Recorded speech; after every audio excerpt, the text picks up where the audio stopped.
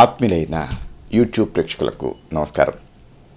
నా పేరు డాక్టర్ చిరుమామిళ్ళ మురళీ మనోహర్. ప్రపంచవ్యాప్తంగా ఉన్న మిమ్మల్ని అందరినీ ఇలాగా ఈ యూట్యూబ్ ద్వారా కలుసుకుంటున్నందుకు ఆనందంగా ఉంది. చక్కగా మీరు స్పందిస్తున్నారు, రెస్పాండ్ అవుతున్నారు, ఎస్ఎంఎస్లు చేస్తున్నారు, ఈమెయిల్స్ చేస్తున్నారు, అలాగే మీ అభిప్రాయాన్ని పోస్ట్ చేస్తున్నారు. ఇంకా ప్రధానంగా ఈ వీడియోల్ని, ఈ కంటెంట్ని మీ బంధుమిత్రులతో, మీ శ్రేయభిలాషులతో, మీ స్నేహితులతో, ఇలాగా మీ సర్కిల్స్ అందరితో కూడా షేర్ చేసుకుంటున్నారు. చాలా చాలా సంతోషం. ఇక ఈ కార్యక్రమంలో మనం ఒక ముఖ్యమైన విషయాన్ని తెలుసుకోబోతున్నాం. ఎంతోమందిని ఇబ్బంది పెట్టేటువంటి సమస్య ఇది. ఇదే పక్షవాతం, పెరాలసిస్. దీన్ని ఆయుర్వేదంలో పక్షాఘాతం అంటారు. అంటే శరీరంలో ఒక పక్కన సాధారణంగా ఇది ఎఫెక్ట్ అవుతూ ఉంటుంది కాబట్టి పక్షాఘాతం అంటారు. ఘాతం అంటే ఒక విద్యుత్ ఘాతం అని మనం ఎలా అంటాం, ఒక షాక్ లాగా ఒక శరీరాన్ని ఒక పక్కనంతా కూడా చచ్చుబడేలా చేస్తుంది కాబట్టి దీన్ని పక్షాఘాతం అన్నటువంటి పేరుతో పిలుస్తారు. దీన్ని ఇంగ్లీష్లో అయితే హెమిప్లీజియా అంటారు. అలోపతిక్ టర్మ్స్లో హెమి అంటే సగం అని, ప్లీజియా అంటే వీక్ అయిపోవటం అని. ఇలాగ హెమిప్లీజియా అన్న పేరుతో కూడా దీన్ని పిలుస్తారు. దీని గురించి చెప్పాలంటే శరీరంలో ఒక హాఫ్ పార్ట్ అంటే సగభాగం క్రియాశూన్యం అవుతుంది, శూన్యమైపోయి చచ్చుపడిపోతుంది. దాన్నే పక్షవాతం అన్న పేరుతోటి పిలుస్తారు. దీంట్లో చాలా రకాల ఇబ్బందులు వస్తాయి. ప్రధానంగా మలమూత్ర విసర్జన అనేది స్వయంగా జరగదు. ఇది చాలామంది బాధితులు ఎదుర్కొనేటువంటి సమస్య. అలాగే మెదడులో ఏ వైపు అయితే పక్షవాతం వస్తుందో, అంటే ఏ వైపు మెదడు అనేది ఎఫెక్ట్ అవుతుందో దానికి ఆపోజిట్, అంటే శరీరంలో దానికి వ్యతిరేక భాగంలో కాళ్ళు, చేతులు, కళ్ళు ఇలాంటి అంగాలు కదల్చలేకపోవడం అనేది ప్రధానంగా కనిపిస్తుంది. పైగా ఈ ప్రాంతాలలో మొద్దుబారినట్టు కూడా ఉంటుంది. అలాగే కండరాలు కృషించిపోతాయి. ఇంకా ప్రధానంగా చీమలు పాకినట్టుగా ఒక రకమైనటువంటి అసౌకర్యం ఉంటుంది. అలాగే వాత ప్రకోపాలు ఎక్కువై, అంటే అసలు దీని కారణాలు ఏమిటి అన్నప్పుడు ఆయుర్వేదం ఏం చెప్తుందంటే వాతం అనేది పెరిగిపోతుంది, ప్రకోపిస్తుంది. ప్రకోపించి ఏం జరుగుతుంది, ఈ మెదడు లోపల ఉండేటువంటి రక్తనాళాల మీద ఇది అటాక్ చేస్తుంది. దీంతో అవి చిట్లిపోయి రక్తస్రావం అవటం అనేది ఒక పద్ధతి. దీంతో పక్షవాతం రావచ్చు. లేకపోతే రెండో పద్ధతి ఏమిటంటే రక్తనాళాల్లో రక్తపు గడ్డలు తయారవుతాయి. ఇలాగ ఈ రక్తపు గడ్డలు తయారయ్యి అక్కడ మెదడులో ఆ రక్తనాళాన్ని బ్లాక్ చేసినప్పుడు కొన్ని కేంద్రాలకి రక్త ప్రసరణ జరగకపోవటం వల్ల ఆ మెదడులో ఆధీనంలో ఉండేటటువంటి భాగం అంతా కూడా చచ్చుపడిపోతుంది. ఇలాగ పక్షవాతం వస్తుంది. అలాగే మరొక ముఖ్యమైన కారణం ఏంటంటే ఈ రెండింటికి కూడా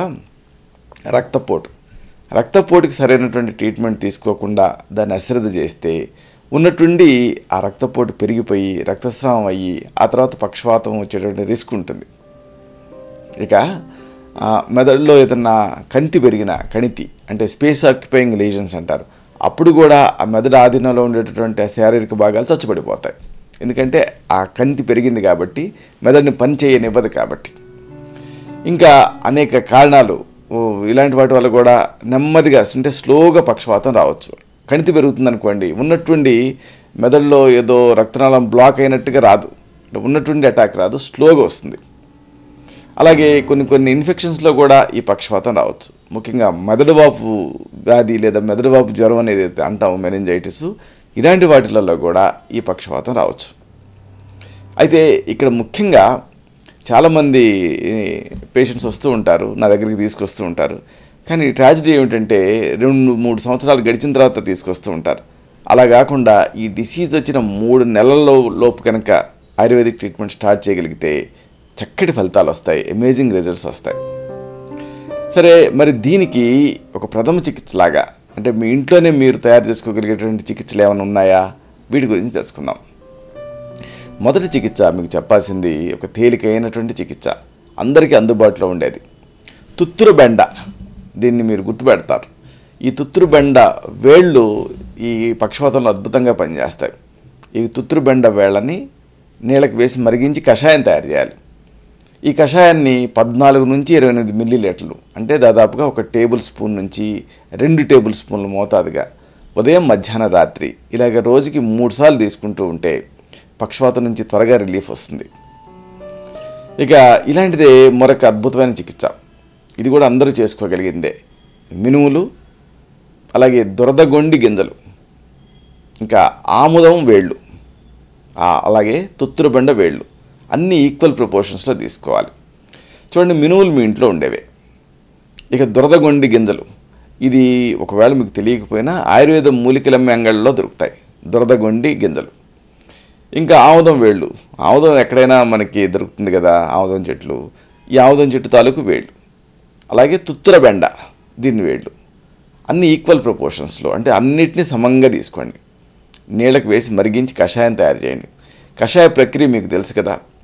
ఏదన్నా ఇలాంటి మూలికల భాగాలని ఒక భాగం తీసుకుంటే దాన్ని 4 భాగాల నీళ్ళకి వేసి మరిగించాలి. ఒక భాగం అయ్యేంతవరకు మరగాలి.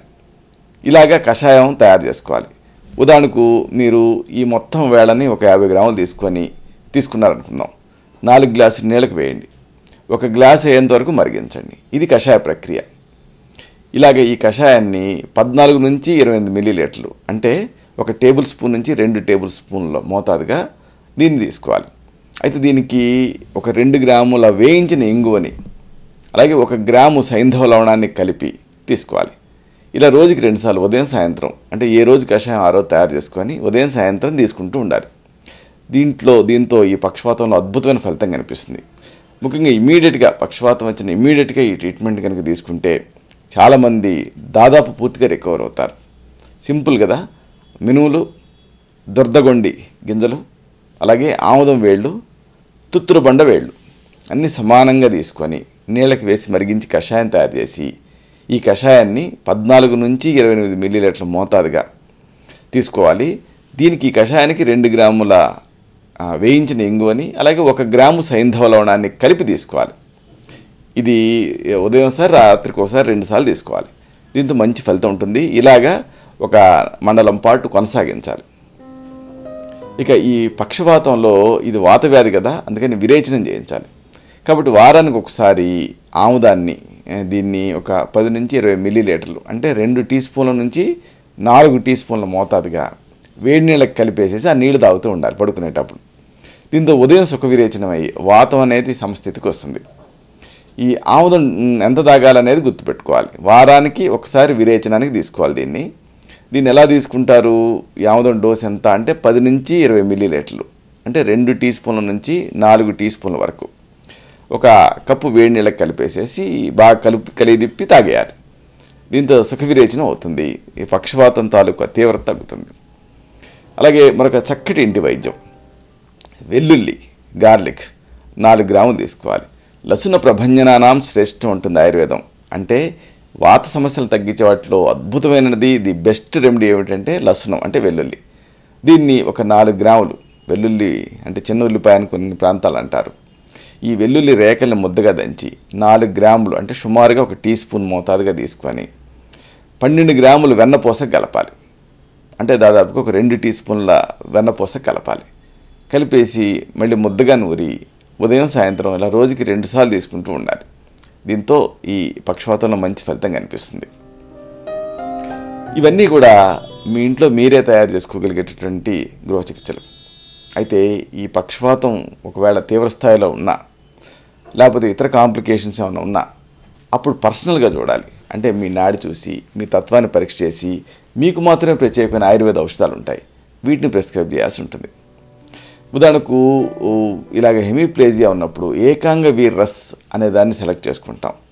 దీన్ని డోస్ సాధారణంగా 60 నుంచి 120 మిల్లీగ్రాముల మోతాదుగా తేనెతో కలిపి ఉదయం, మధ్యాహ్నం, రాత్రి 3 సార్లు కూడా ప్రిస్క్రైబ్ చేస్తాం ఈ సమస్య తీవ్రంగా ఉన్నప్పుడు. అలాగే ఒకవేళ నొప్పులు కూడా ఉంటే అనుబంధంగా, అప్పుడు యోగరాజు గుగ్గులు అనే దాన్ని సెలెక్ట్ చేసుకుంటాం. దీన్ని 2 నుంచి 4 మాత్రలు ఉదయం, సాయంత్రం, అలాగే రాత్రి, ఇలాగా 3 పూట్ల కూడా రోజుకు 3 సార్లు ప్రిస్క్రైబ్ చేస్తాం. ఇంకా ఏదన్నా వాతం ప్రబలంగా ఉంటూ డిస్టెన్షను, గ్యాస్ ఇలాంటివి ఉన్నప్పుడు అప్పుడు లసునాదిబటి, ఇది వెల్లుల్లితో తయారవుతుంది, 2 నుంచి 4 మాత్రలు రోజుకి 2 సార్లు దీన్ని ప్రిస్క్రైబ్ చేస్తాం. ముఖ్యంగా కిడ్నీ ఇన్వాల్వ్ అయినప్పుడు, అప్పుడు ఈ రాజౌషధాలు ఇవ్వలేనప్పుడు, ఇలాంటి సందర్భాలలో లసునాదిబటిని సెలెక్ట్ చేసుకుంటాం. 2 నుంచి 4 మాత్రలు రోజుకి 2 సార్లు. ఇంకా ఈ వల్ల తిమ్మిరిగా ఉండటం, లేకపోతే ఇలాంటి నరాలకు సంబంధించిన సమస్యలు ఉన్నప్పుడు, ఇతర అనుబంధ నరాల సమస్యలు ఉన్నప్పుడు అప్పుడు బృహత్వాత చింతామణి అనే దాన్ని సెలెక్ట్ చేసుకుంటాం. 60 నుంచి 250 మిల్లీగ్రాముల మోతాదుగా తేనెతోటి దీన్ని రోజుకి 3 సార్లు ఉదయం, మధ్యాహ్నం, రాత్రి తీసుకోమని ప్రిస్క్రైబ్ చేస్తాం. ఇక ఈ స్పాసిటీ ప్రధానంగా ఉంటూ, అంటే కండరాలు పట్టేసినట్టు ఉండటం, నడవలేకపోవటం, ఆ చేతులు గట్టిగా స్టిఫ్గా తయారవటం, ఇలాంటి సందర్భాలలో క్షీరబల తైలం అనే దాన్ని సెలెక్ట్ చేసుకుంటాం. దీన్ని సప్తావర్తితం అని ఇలాగా 7 సార్లు ప్రాసెస్ చేసినటువంటి ఈ క్షీరబల తైలాన్ని 5 నుంచి 10 మిల్లీలీటర్ల మోతాదు కంటే 1 టీ స్పూన్ నుంచి 2 టీ స్పూన్లు మోతాదుగా పాలకి కలిపి, మిల్క్ కలిపి రోజుకి 2 సార్లు ప్రిస్క్రైబ్ చేస్తాం. ఇలాగా ఈ ఔషధాలు వాడితే చక్కని ఫలితం ఉంటుంది. అయితే వీటితో పాటు పథ్యాలు కూడా పాటించాలి. పథ్యం విషయంలో అంటే ఈ పక్షవాతం వచ్చినప్పుడు మంచి చేసే వాటిలలో ఉలవలు హితకరంగా ఉంటాయి, అలాగే మినుములు హితకరంగా ఉంటాయి, గోధుమలు హితకరంగా ఉంటాయి, పొట్లకాయ, మునక్కాయ, వంకాయ, వెల్లుల్లి, రేగుపళ్ళు, ద్రాక్ష, ఒకవేళ నాన్ వెజిటేరియన్స్ అయితే స్కిన్లెస్ చికెన్ అంటే కోడి మాంసం, ఇలాంటివి హితకరంగా ఉంటాయి. ఇక అహితం ఏమిటి అంటే పక్షవాతం వచ్చినప్పుడు ఏది అపథ్యం అనేది కూడా తెలుసుకోవాలి. అపథ్యం విషయంలో శనగల అపథ్యం, అలాగే రాత్రిపూట మేలుకొని ఉండటం అపథ్యం, ఇంకా వేగాలను ఆపుకోవటం అపథ్యం, అంటే మలమూత్రాలను ఆపుకోకూడదు. ఉపవాసం కూడా అపథ్యం, వాతం ప్రకోపిస్తుంది. ఇక చింత, సంభోగం ఇలాంటివన్నీ కూడా హితకరాలు. ఇలాగా ఈ పక్షవాతం ఉన్నప్పుడు ఇక లైఫ్ ఎండ్ అయిపోయింది అని నిరాశపడకుండా, టెన్షన్ పడకుండా సకాలంలో ప్రతిస్పందించి దీనికి తగినటువంటి ఈ ఆయుర్వేద ఔషధాలు వాడుకుంటూ, అలాగే ఇమీడియట్గా మనం చెప్పుకున్నటువంటి పక్షవాతం వచ్చినప్పుడు ఈ ఇంటి వైద్యాన్ని తీసుకుంటే ఈ పక్షవాతంతో జీవితాంతం బాధపడాల్సినటువంటి అవసరం ఉండదు. అయితే అవసరమైన సందర్భాలలో ఒకవేళ ఈ మజిల్స్ అన్నీ వీక్గా ఉన్నాయనుకున్నప్పుడు, అప్పుడు ఒకవేళ మెదడులో ఇలాంటి అబ్స్ట్రక్షన్స్ రిలీవ్ అయినా ఆ వీక్నెస్ కొనసాగుతూ ఉంటుంది. అలాంటప్పుడు పంచకర్మలు హితకరంగా ఉంటాయి. ఈ పంచకర్మలు కూడా తగిన సమయం పాటు చేస్తే పూర్తి రికవరీ అనేది పాసిబుల్గా ఉంటుంది. ఇలాంటి మరొక ఆసక్తికరమైన విషయాన్ని తిరిగి ఇదే కార్యక్రమాల పరంపరలో మనం కలుసుకున్నప్పుడు సవివరంగా, సహేతుకంగా, సమగ్రంగా తెలుసుకుందాం. శతం జీవ శరదో వర్ధమానః, శతం హేమంతాన్ శతం వసంతాన్. 100 శరతులు, 100 హేమంతాలు, 100 వసంతాలు వర్ధిల్లుతూ జీవించండి. శుభం.